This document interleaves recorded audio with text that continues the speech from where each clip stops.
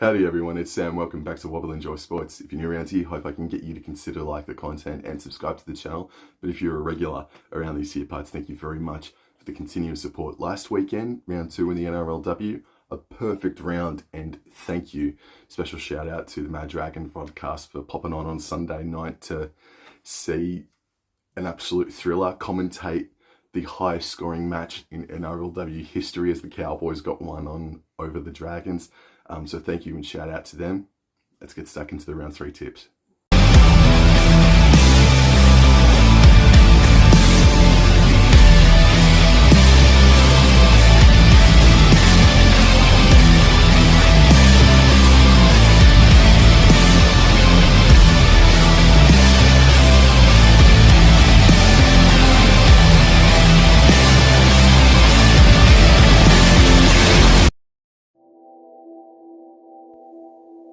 Round 3 of the NRLW starts on Saturday from 11 a.m. at Industry Group Stadium on the Central Coast in Gosford. The Roosters versus the West Tigers, and as predicted, the Roosters are the favourites at $1.12. The Tigers are $6.50 outsiders. Now the Tigers, they are unchanged. They're 1 through to 17, and they had a better account of themselves against the Gold Coast Titans up in Queensland. Competitive first half, maybe even first 45 minutes thereabouts, and then the Titans class just ran away with it in the end, but a much better outing from the Tigers. Meanwhile, the Sydney Roosters, they've got Jocelyn Kelleher coming in the lock position, and that puts to the bench this young, her name is Nasio, back to jersey number 14, who has had an impressive debut season thus far, and with Kelleher starting in jersey 13, just provides a little bit more crispness, I reckon, or it will provide a lot more fluidity to get from one edge to the other with her playing at lock. So I don't anticipate that she'd have too many hit-ups as the lock this weekend, but I think maybe her tackling will be more evident and her passing game as well. The Roosters, they accounted for the Brisbane Broncos pretty well in the end. There was a late try to the Broncos in the first half that made you sort of go, ooh, are they about to come here?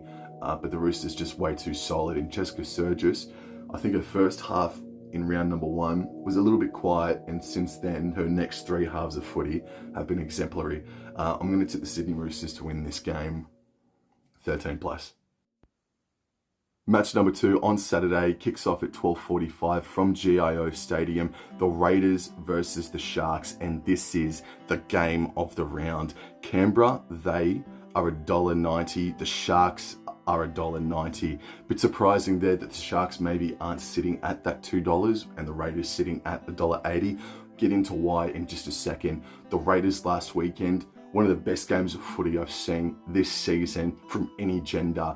Unbelievable contest. They were thoroughly deserving of a victory, but it was just that penalty try, unfortunately, in the final minute of play that got the Knights the dub over the Raiders in Canberra. But the Raiders, oh boy, their attack is excellent. Defense, little bit, and maybe they can restrict a team to 1 less try over the coming weeks for the rest of the year, but their attack, it's pretty slick. Meanwhile, for the Cronulla Sutherland Sharks, they found themselves in a defensive game against the Parramatta Eels. It did at times turn dour, but hey, you know, it is what it is. More drop ball from Parramatta led to the Sharks getting the dub. They really did miss Emma Tonegado last weekend as well. Emma Tonegado, has been named on the reserves list. The Raiders, they're unchanged this weekend. They're 1 to 17 per the program. Meanwhile, for the Cronulla Sharks, Jada Taylor, oh my God, no. Jada Taylor did her ACL last weekend. She's now out for the season. She might have a bit of a rusty old start leading into next season as well, considering we're a couple of weeks now into this season, if that makes sense. But best of luck, best of wishes to you, Jada Taylor. So Tiana Penitani actually shifts back to the fullback slot, and therefore the wingers now, Georgia Ravix and Cassie Staples. Rhiannon Byers moves from the second row to the centre, and Anessa Biddle obviously scoring the match winner against Parramatta. Georgia Hanaway is going to be starting with jersey 6 on her back. She partners Taylor Preston. Georgia Hanaway, not bad for her first starting game last weekend. Continue to watch her. She's really, really solid. Other than that, we've got Nakia Davis-Walsh, Chloe Saunders, Taka Partolo, and Dimmick coming off of the bench for the Cronulla Southland Sharks.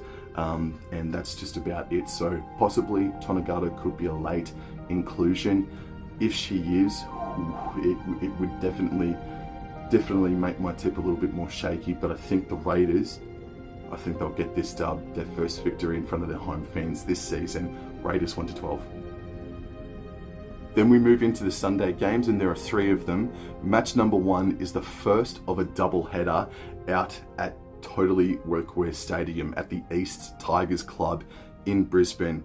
The Cowboys versus the Parramatta Eels. North Queensland are the home team, and they are slight favourites at $1.85, whereas the Eels, they are $1.95. And North Queensland got their first home victory last weekend against the Dragons. Yet defence not where it needs to be, where it could have been, but you take the 2 points, and their attack scored 38 points last weekend after being held to 0 down at Shark Park the week before. Take it. Just, they know what they need to do. Just take the win and run with it. Awesome victory from the Cowboys. Whereas the Parramatta Eels, I just said it a moment ago, that they were involved in a smash mouth may not be the right word, but it was a more defensively orientated game, and it was the handling errors that did let them down as well. And there was just a little bit more pizzazz and a little bit more class from the Cronulla Sharks outfit. But this Parramatta Eels team, under Steve Georgalis, they are showing the same sort of tenacity that the North Queensland men's team did in 2022 when Georgalis first went up there. They're a very well-drilled outfit. They're confident. They're pretty confident in what they're doing at the moment. And they're going to give teams a hell of a lot of curry. They're going to give the Cowboys a hell of a lot of curry this weekend for sure. We'll go through the team list first before I start talking names. So the Cowboys, there's only one change for them. Shania Power is out, and the debutante, Cowboy number 30 this weekend, Lillian Yarrow, comes into the fold with jersey 17 on her back. And just officially, Blackwell keeps her spot at fullback.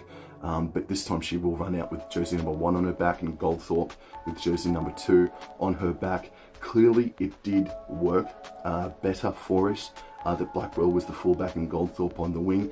Just got to restrict those errors, that's all. They know that they would know that. But it was wonderful to see that Bree Chester brought her BMD Premiership form with her this past Sunday evening. She was awesome. So too was Lily Peacock and Emma Manzelman. Oh my goodness, that's what I'm talking about. That's what I'm talking about, Emma Manzelman. Hell yes. And S.A. Banu again, just improving every week, man. I don't mean to sound biased just because I had a talk with her a few weeks ago, but it's really cool to see that she's improving every single week, and she had her first game in front of her friends and family this Sunday, so that's really, really cool as well. So let's go into the Parramatta Eels lineup. We've got Abby Church, Zali Faye, and Monique Donovan as the back 3. A stat that I don't think I've ever seen as low as what I did for the game against the Sharks. The Parramatta Eels had a kick defusal accuracy rate of 12%. They had 12% kick defusal accuracy. That is as low as I've ever seen that stat go. So Kiri Dibben, Tallulah Tillett, put up your spiral bombs and put down the territorial kicks as well, girls. Rosie Kelly and Rory Owen are the centres, and Rory Owen is dangerous and scary. She has come from rugby, Sevens rugby, down at Sydney University, one of the Sydney universities, and her season so far, she's a mighty handful, and I believe that she will be going up against Jasmine Peters this weekend. I think I'm correct in saying that, but in any event, Rory Owen, she has got a full steam ahead, and she doesn't care about her body at all. She loves wearing a bloody bruise. Going into the halves now, Cassie Tohi Hiku and Rachel Pearson. Pearson going really well so far this season. Tohi Hiku still working her way, or I'm working my way into getting to know her a little bit more in the 5/8 role, but she had a few good passes here and there over the weekend. Not too bad a performance from Tohi Hiku, a good performance. The forward pack now, this might be their strength. Elsie Albert, Tanika Todd Hunter and Madeline Jones. The front row, Todd Hunter doing a pretty solid job last weekend. The back row, Chloe Jackson had a debut to remember. Just got stuck in, did she? Captain Mahalia Murphy and Kennedy Cherrington.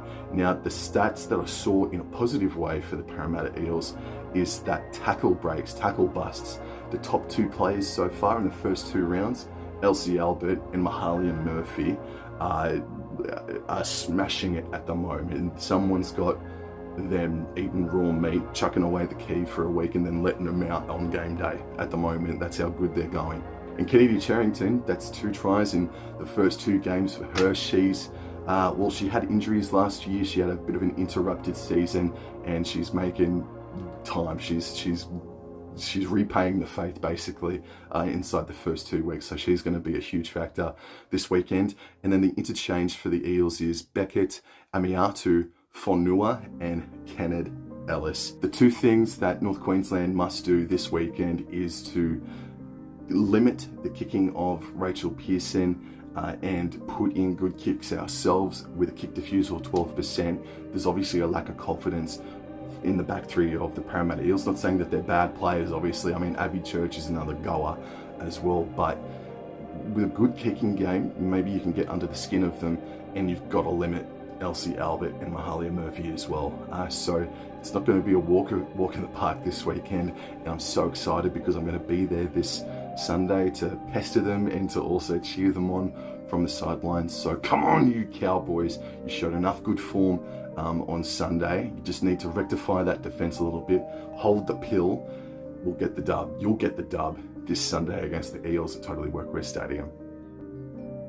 In the second game of the doubleheader, the second game of Sunday, still at Totally Workwear Stadium, it's Brisbane versus the Gold Coast. The Gold Coast, they are $1.50. Brisbane, they are $2.60. And with all due respect, even so, Broncos at the $2 mark, $2.60 mark, that's a little bit generous in a way. They should be sitting at about that $3 mark because there are injuries, and the Titans are the best team in the NRLW at the moment by a fraction over the Newcastle Knights, in my opinion. The Brisbane Broncos team lineup now, we've got Maddock, Robinson, and debutante Stacey Waka. She's coming over from the rugby as well. She makes her debut this weekend. And the centres, Mele Hufanga and Lauren Dan in the centres. Halves, Gail Broughton makes her first appearance this season after being off with injury. How rusty is she going to be? Don't know. She's a classy enough player. She's a great enough player to hit the ground running, but we'll see. It's a flip of the coin of how her form is going to be this Sunday. Ali Brigginshaw, her halves partner. So there could be a pretty decent improvement with the halves play this weekend. The forward pack, Keely Joseph, Jada Ferguson and Chelsea Lenarduzzi, the front row. The back row, Rapana, Teitzel and Fogafini. The interchange, Destiny Brill, Lafayette, Denman and Skylar Adams. So a little bit of a smaller bench with Skylar Adams filling up that jersey 17 role, but the reserves on the Broncos is where I need to talk about. Bree Spreadborough, Lavinia Gould, Hannah Larson, Ash Werner and Shanae Shazolka. They've all been named on the interchange bench for Brisbane. So Gold Coast, prepare yourselves for a potential ambush, a potential swapping, changing of the guard before kickoff this Sunday.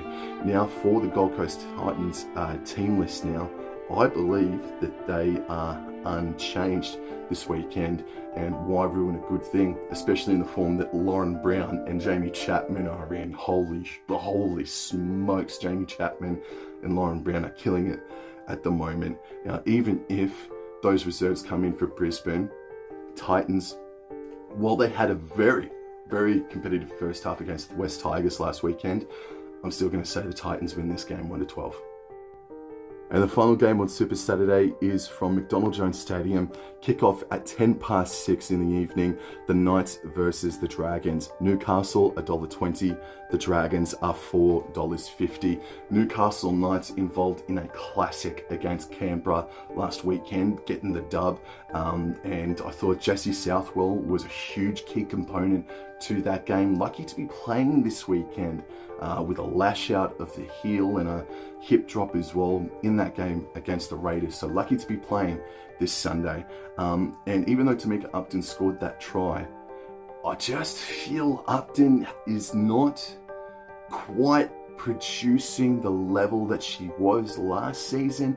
And that's even including State of Origin and Queensland Cup BMD Premiership form this season. I just don't think we've seen the best of Upton, but you can take that as a compliment and to put the fear of God into everybody, because if we haven't seen the best of her and the Knights are still 2-0, then watch the hell out.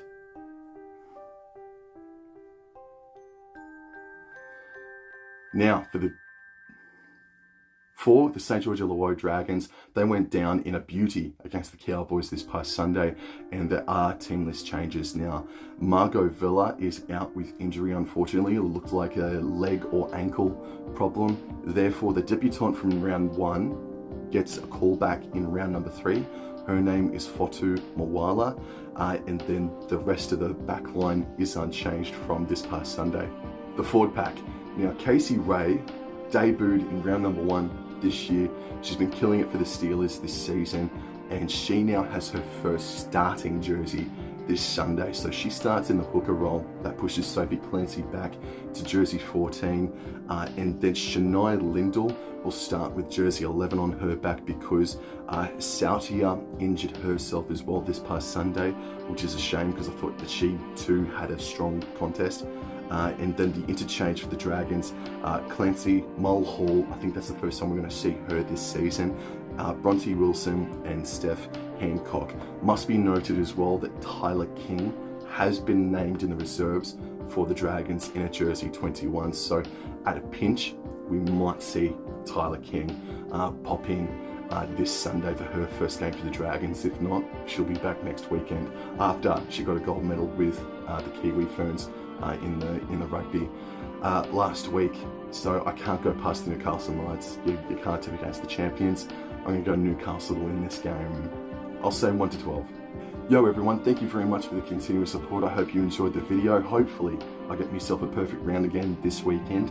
Hope your team wins, except for the Parramatta Eels. I'll see you guys in the next episode. I will see the Cowboys, the NRLW Cowboys, this Sunday at Totally Workwear Stadium. Thank you very much. Take care. Adios.